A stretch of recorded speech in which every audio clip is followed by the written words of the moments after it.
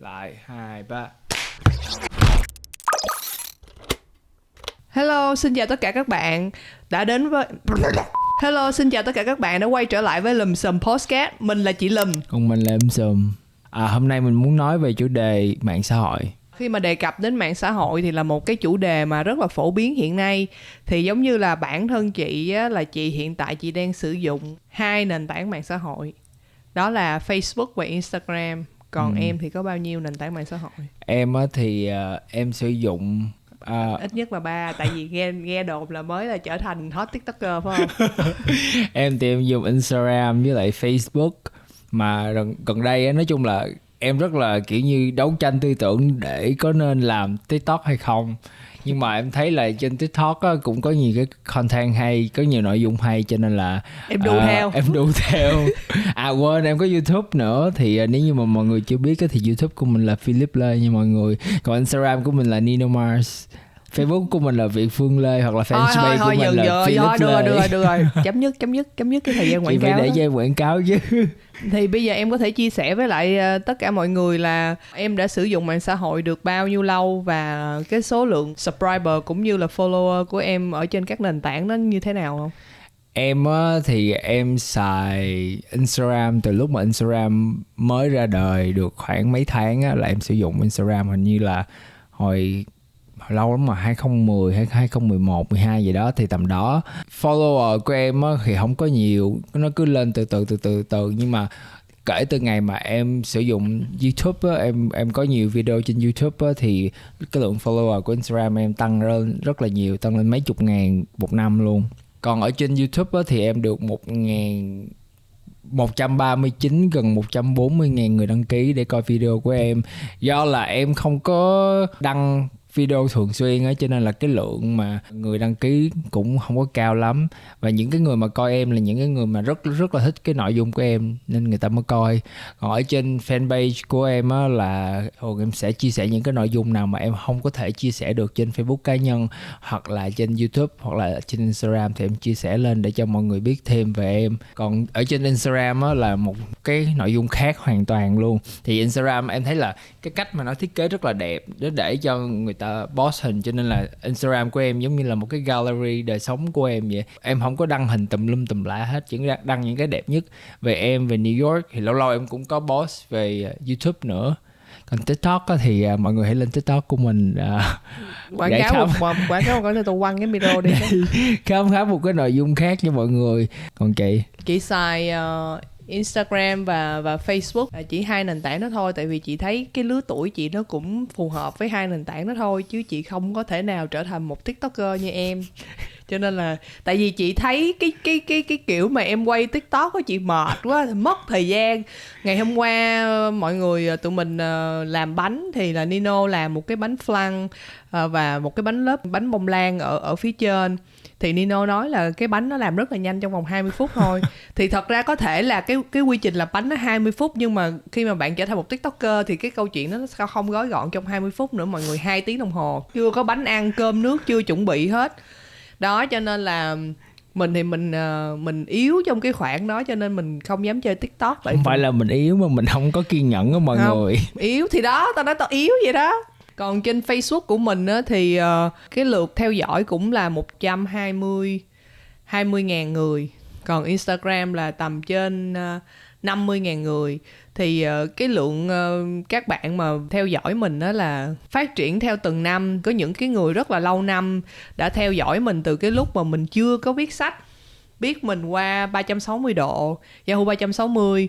Sau đó thì mình viết sách và theo dõi mình, theo mình đến tận bây giờ. Cho nên là mình thấy là một trong những cái điểm tích cực của mạng xã hội đó là mình giữ được những cái người mà fan hâm mộ, cũng như là những cái người yêu quý mình trong một cái khoảng thời gian rất là dài. Ai là người chỉ chơi Instagram? Ủa, tao chơi thôi, đâu còn ai chỉ. Trời, gì còn mọi phải người chỉ. thấy chưa mọi người? Mọi người chẳng thấy gì cả, mọi người chỉ nghe thôi, bởi vì cái này là podcast. Đây, nói cho mọi người biết, cái người mà để khai sáng Instagram cho Iris á, và cái nhóm bạn của Iris á, là mình nha mọi người. Em thì em thì tất cả mọi thứ trên đời đều là em. Không có em thì cuộc đời chỉ tối tăm. Chứ còn gì nữa. Câu hỏi tiếp theo. Theo em thấy thì cái điểm tích cực nào mà nổi bật nhất của mạng xã hội và cái điểm tiêu cực nào nổi bật nhất của mạng xã hội? Em thấy tích cực nhiều hơn tiêu cực. Nói chung là do là cái cách dùng của mọi người nó khác nhau thì nó sẽ có tích cực hay tiêu cực nhiều hay ít. So với em á, với cái ngành của em là người chụp hình, là quay phim, thì nó mang tích cực cho em là mọi người biết đến sản phẩm em làm, những cái thành tựu của em. Do vậy nhờ những cái thành tựu đó thì em mới được mọi người biết đến nhiều hơn và được thêm nhiều công việc hơn.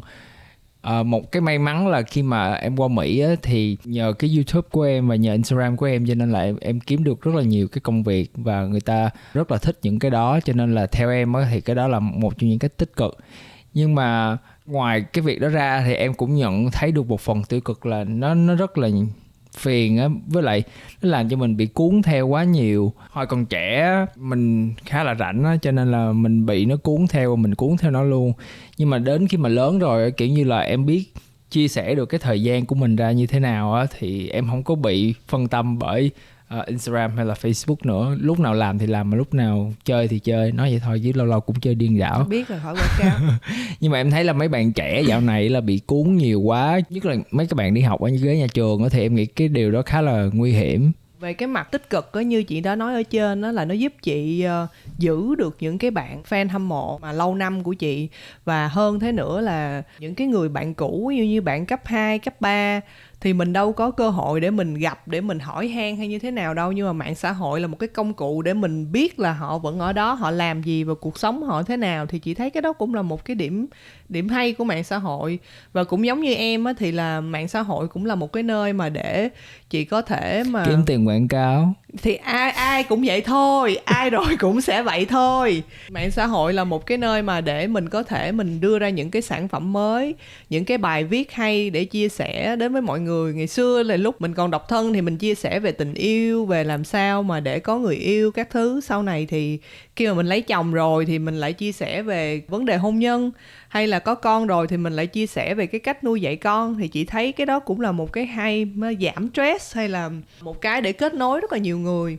Nhưng mà bên cạnh đó thì không thể nào không nói đến cái mặt tiêu cực của mạng xã hội. Và cái mặt tiêu cực rất là lớn mà chị cảm nhận được là mọi người xa cách nhau hơn.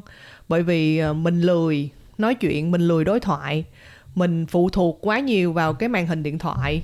Em sẽ thấy rất là nhiều hình ảnh, có nghĩa là một nhóm bạn vẫn hẹn nhau ra cà phê, vẫn ngồi ở trên một cái bàn cà phê, ai gọi đồ uống đó, nhưng mà mỗi người sẽ nhìn vào một cái màn hình điện thoại.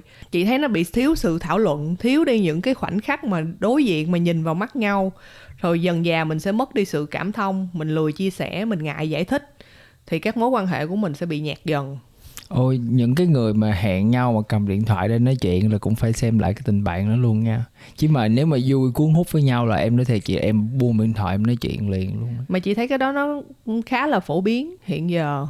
Là mọi người quan tâm đến những cái việc ảo hơn là những cái việc thật. Và một cái điểm tiêu cực mà chị thấy ở mạng xã hội mà chị rất là cố để chị tránh, có nghĩa là em nói những lời nói tổn thương người khác một cách vô tội vạ. Có nghĩa là khi mà em bình luận đến một cái vấn đề nào đó của người khác, vì em ngồi sau màn hình điện thoại, màn hình máy tính, cho nên em không ngại viết ra những cái câu nói làm tổn thương người khác. Thì cái đó là chị thấy là một cái nó rất là đau lòng. Viết cho đã cái tay. Còn ví dụ như chị thấy những cái người mà viết ra những câu đó, khi mà họ đối diện với cái người họ nói, chưa chắc họ dám nói ra những câu đó. Nhưng mà khi mà họ giấu mặt họ sau cái màn hình máy tính thì họ lại nói ra những cái lời nói mang cái tính rất là sát thương. Thì đối với chị á, cũng như em, chị sử dụng mạng xã hội một cách rất là tích cực. Có nghĩa là chị vẫn có những cái vấp ngã trong cuộc sống, có những cái ngày mà chị không vui, có những lúc chị thất vọng, nhưng mà thường chị sẽ tránh chia sẻ trên mạng xã hội. Mạng xã hội chị là chia sẻ những điều vui, những điều tích cực tới mọi người thôi. Tại vì em thấy á, thật ra là chơi mạng xã hội bình thường thì không nói gì, nhưng mà một khi đến một cái mức mình là cái người mà ảnh hưởng đến những người khác á, thì em nghĩ là mình sẽ nên cẩn thận hơn khi mà mình sử dụng mạng xã hội. Bởi vì những cái lớp trẻ người ta sẽ nhìn vào mình và người ta sẽ làm theo những điều đó, cho nên là mình nên biết cách sử dụng mạng xã hội một cách thông minh hơn. Và những người nào mà bị ảnh hưởng bởi những người ảnh hưởng trên đó thì nên cân nhắc và suy nghĩ là cái điều đó nó có thích hợp với mình để mình làm theo hay không, và cái người đó có đúng là cái người mà mình cần được bị ảnh hưởng hay không. Dùng từ nhiều lớp lan quá. Tại vì bây giờ khó nói quá, không biết nói như thế nào. Mình hiểu cái ý mà Nino vừa mới chia sẻ. Có nghĩa là khi mà mình sử dụng mạng xã hội, mà nhất là mình là những người có cái tầm ảnh hưởng á, thì mình nên sử dụng mạng xã hội một cách có trách nhiệm. Chị rất là ngạc nhiên khi mà cái số lượng người mà nhắn tin cho chị để chỉ nói lời cảm ơn là vì mạng xã hội của chị, vì Facebook của chị mang đến những cái điều tích cực mà họ cảm thấy cuộc đời này nó vui hơn, nó hạnh phúc hơn. Thì đó là những cái điều mà khiến chị rất là có động lực. Nhiều khi mình cũng lười, mình không muốn viết những cái bài viết mới, nhưng mà vì những cái tin nhắn như vậy cho nên là chị vẫn cố gắng, chị duy trì, chị chia sẻ những cái điều rất là bình thường, đơn giản trong cuộc sống, để biết đâu ai đó ngoài kia họ đọc được và đó nó trở thành một cái niềm vui của họ. Thì đó, giống như em làm video thì em chỉ làm những cái video mà kiểu như cuộc sống hàng ngày, rồi những cái vui vui để chia sẻ với mọi người. Thì có rất là nhiều bạn bình luận kiểu như nói là những cái video của em không có gì ghê gớm hết, không có làm cho mọi người thấy là quá xa cách đi. Thì mọi người rất là thích, tại vì những cái điều đó thân thiện với mọi người. Và khi mà người ta xem, người ta cảm thấy giống như là một phần của cuộc sống người ta thì người ta cũng rất là thích. Nhưng tuy nhiên cũng có một số bạn lên nói là ủa sao tự nhiên người Việt Nam mà nói tiếng Anh, xong rồi cái nói em là chửi em là thiếu tôn trọng, mà trong khi đó là em viết subtitle. Em phải hướng dẫn các bạn là các bạn phải nhấn vào đây thì các bạn sẽ thấy được cái phần tiêu đề ở dưới. Coi như là bỏ thời gian ra viết phụ đề làm hạ trắng mắt trắng mũi 2 tuần lễ luôn lên bị chửi bức xúc thiếu tôn trọng. Nên là mình buồn lắm mọi người. Nhưng mà mình cũng ráng làm, bởi vì cái số người tích cực và cái số người văn minh trên YouTube của mình á thì khá là nhiều so với những người tiêu cực. Với lại mình không có bị ảnh hưởng nhiều bởi những cái tiêu cực đó, cho nên là mình thấy chắc cũng không sao đâu, nên là mình vẫn làm video cho mọi người coi. Cái điều tiêu cực mà mình thấy ở trên mạng xã hội, và đặc biệt là mạng xã hội ở Việt Nam á, là mọi người hay kiểu như chửi nhau qua mạng xã hội và dùng cái mạng xã hội để kiểu như là gọi là khai chiến với nhau. Thì người này lên livestream nói xấu người này, người kia lên livestream nói xấu người kia, và mọi người cứ hóng nhau để coi. Thì mình thấy cái điều đó ban đầu thì nói chung là ai cũng rất là tò mò, nhưng mà mình thấy càng ngày nó càng hơi bị nhiều xảy ra ở cái mạng xã hội Việt Nam. Thì mình thấy cái điều đó nó ảnh hưởng rất là xấu về đời sống tinh thần cũng như là công việc của mọi người. Thì mình nghĩ là nếu mà có xích mích hay là có gì á thì một là im lặng, đừng nói gì hết á. Còn hai á, không có ai im lặng như em hết á. Ai mà cũng im lặng thì nó không còn là cái mạng xã hội nữa. Nhưng mà nếu mà làm vậy thì rất là, em thấy rất là mệt mỏi luôn á. Ví dụ như có bất đồng gì thì một là nói riêng, còn không thì không nói gì hết. Chứ mà tự nhiên lên chửi nhau vậy, nhưng mà đó mới gì? là xã hội, đó mới những cái mảnh ghép khác nhau như vậy nó mới trở thành một cái phần của xã hội. Mình ở đây thì không phán xét bất kỳ một người nào. Mình ở đây chỉ dưới cái cương vị là một người dùng mạng xã hội có thâm niên, là mình chỉ đưa lời khuyên cho mọi người thôi. Thì ngoài cái mặt tiêu cực mà Nino vừa kể trên thì thật ra mạng xã hội cũng có những cái mặt tích cực rất là vui vui. Giống như là ba chị với chị thì là rất là ít nói chuyện với nhau, hầu như là chỉ hỏi thăm qua lại thôi chứ không có nói gì hết. Nhưng mà ba chị lại là một follower thầm lặng của chị. Tất cả những bài mà chị post là ba chị đều coi, đều đọc hết, đều biết hết. Xong rồi lâu lâu thì đọc xong rồi có nhắn tin góp ý được hay không được. Thì cái điều đó nó rất là nhỏ thôi, nhưng mà nó làm mình cảm thấy rất là ấm áp. Nó giống như là một cái cầu nối giữa mình với lại phụ huynh, để có thể hiểu nhau hơn và để biết được tâm tư đời sống tình cảm khi mà cái sự chia sẻ nó không có nhiều. Thì đó là một cái điều chị cũng khá thích ở mạng xã hội. Có một cái mạng xã hội rất là hay mà em nghĩ là rất là ít mọi người ở Việt Nam dùng, đó là LinkedIn. Thì LinkedIn là một cái mạng xã hội để đa số các bạn ở Mỹ dùng, ở Việt Nam cũng có dùng nhưng mà không có đại trà. Thì dành cho những bạn nào mà biết đi làm và kiểu như là muốn tìm công việc, muốn tìm những cái kết nối ở trên cái mạng xã hội đó, nhưng mà vô tình cái LinkedIn đó đã giúp mình tìm lại một cái người yêu cũ của mình không gặp rất là lâu. Và bạn đó thì đang sống ở Đan Mạch. Bạn đó rất là thành công và rất là giỏi. Thì nói chung là có một số về vấn đề tâm lý, cho nên là bạn đó đã dẹp hết những cái mạng xã hội về Instagram và Facebook. Nhưng mà tình cờ một ngày á thì mình lên, thì tụi mình gặp nhau lại trên LinkedIn, thì tụi mình có connect lại và nói chuyện. Và mình thấy là cái mạng xã hội đó cũng khá là hay. Chị nói chuyện một cách rất là professional, kiểu như là bạn bè thôi chứ không có gì hết nha mọi người. Nhưng mà cho chị hỏi một cái câu ngoài lề là có vẻ là người yêu em nó quốc tế hóa quá đúng không? Có nghĩa là Đan Mạch rồi Đài Loan rồi Mỹ rồi Việt Nam rồi nó nhiều nước á em. Chị hỏi vậy tại thôi. vì mấy cái người yêu của em kiểu như mấy người giỏi và tài năng á, cho nên là người ta sống ở mấy cái nước nó liên vậy. quan Đúng rồi liên chị. quan, câu trả lời liên quan lắm. Ok em. Không, nhưng mà bạn đó là người Việt Nam, bạn đó là người Việt Nam nha. Em có nhớ là em có một cái mối quan hệ tình cảm nào xuất phát từ mạng xã hội không? Chị đó. À không, yêu hả? Ê mà tao nghe tao lạnh người luôn á. Với một cái tình bạn mà khá là lâu thì mình với lại Iris á, thì tụi mình biết nhau trên mạng xã hội gọi là Yahoo 360. Thì cái đó mình bắt đầu dùng từ năm mình học lớp 9, lớp 10. Thì mình quen Iris vào năm lớp 11, ở cách đây cũng khoảng 11, 12 năm gì rồi.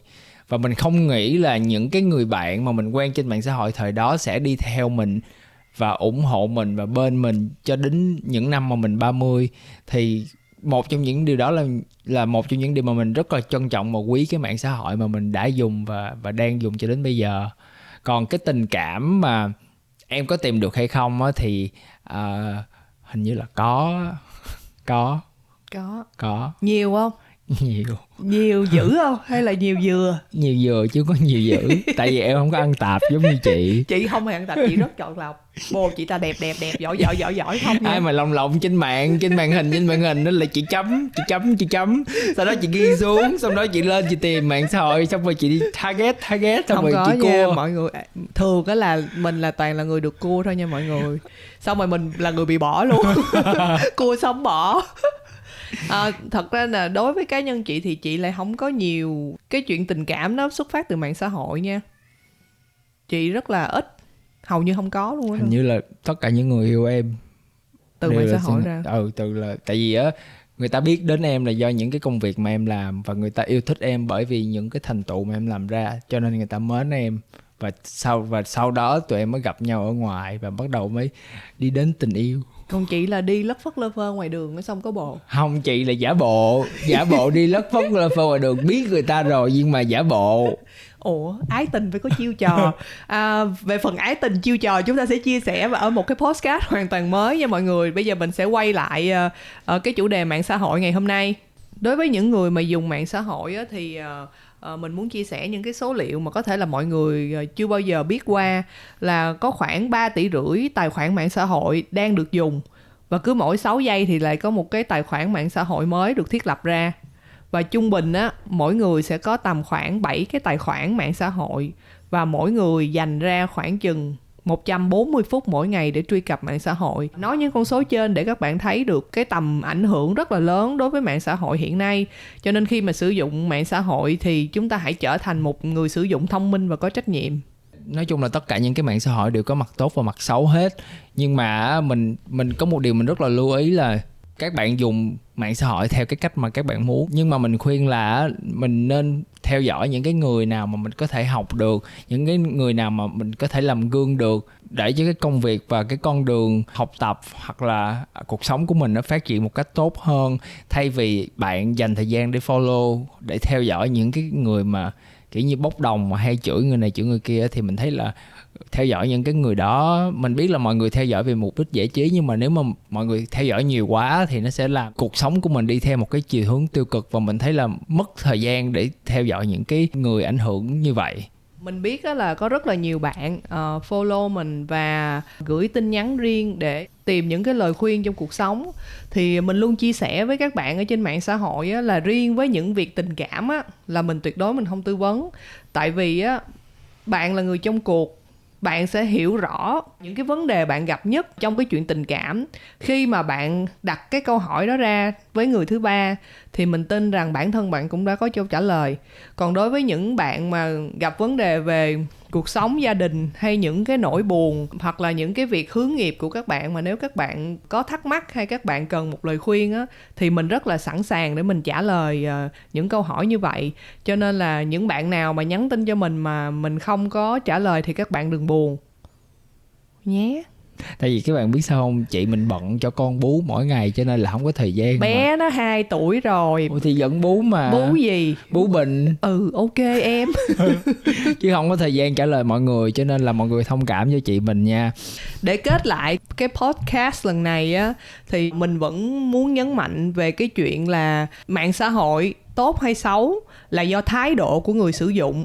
Nếu các bạn sử dụng mạng xã hội đúng cách và thông minh, có trách nhiệm thì mạng xã hội sẽ đem lại rất là nhiều niềm vui, rất là nhiều mối quan hệ và có thể là một cái bước đệm cho công việc và cuộc sống của các bạn nữa. Nói đến đây thì nếu như các bạn muốn những cái điều mà rất là hay, rất là vui và rất là tích cực thì đừng quên follow Instagram của tụi mình là lumsum.podcast hoặc là YouTube của tụi mình là lumsum. Ngoài ra thì Instagram cá nhân của mình là Nino Mouse, còn Instagram của Iris là Iris Cao. Và đừng quên là xem thêm cái nội dung trên YouTube riêng của mình là Philip Lê nha mọi người ơi. Được rồi đó. Ok rồi, bây giờ chào tạm biệt mọi người và chúc mọi người cuối tuần vui vẻ.